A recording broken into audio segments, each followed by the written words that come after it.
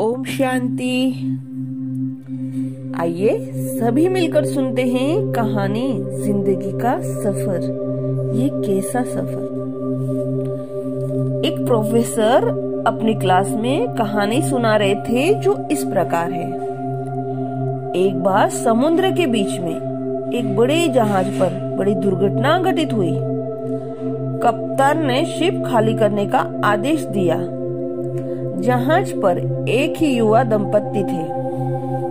जब life boat पर चढ़ने का उनका नंबर आया तो देखा गया नाव पर केवल एक ही व्यक्ति की जगह है। इस मौके पर आदमी ने औरत को धक्का दिया और नाव पर कूद गया।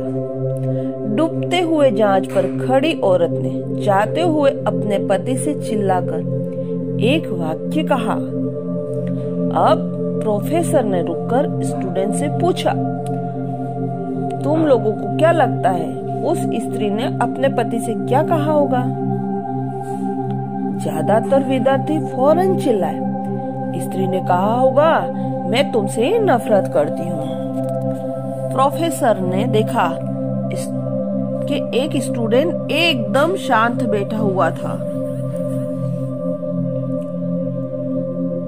प्रोफेसर ने उससे पूछा कि तुम बताओ तुम्हें क्या लगता है? वो लड़का बोला, मुझे लगता है औरत ने कहा होगा, हमारे बच्चे का ख्याल रखना।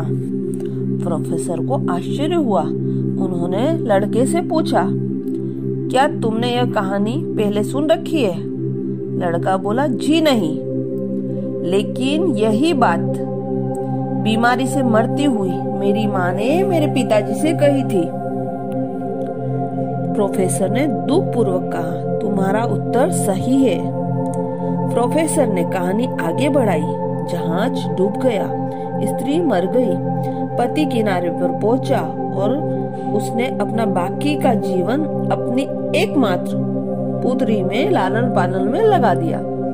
कई सालों बाद जब वो व्यक्ति मर गया तो एक दिन सफाई करते हुए उसकी लड़की को अपने पिता की एक डायरी मिली। डायरी से उसे पता चला जिस समय उसके माता पिता उस जहाज पर सफर कर रहे थे तो उसकी माँ एक जानलेवा बीमारी से ग्रस्त थी और उनके जीवन के कुछ ही दिन शेष थे। ऐसे कठिन मौके पर उसके पिता ने एक कड़ा निर्णय लिया और लाइफ बोट पर खुद कूद गया।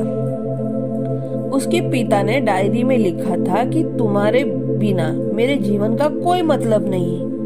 मैं तो तुम्हारे साथ ही समंदर में समा जाना चाहता था, लेकिन अपनी संतान का ख्याल आने पर मुझे तुमको अकेले छोड़कर जाना पड़ा। जब प्रोफेसर ने कहानी समाप्त की तो पूरी क्लास शांति में थी। इस संसार में कहीं सही गलत बातें हैं, लेकिन उसके अतिरिक्त भी कहीं जटिलताएं हैं जिन्हें समझना आसान नहीं है। इसलिए ऊपरी सतह से देखकर बिना गहराई को जाने समझे हर परिस्थिति का एकदम सही आकलन नहीं किया जा सकता। अच्छा, ओम शांति।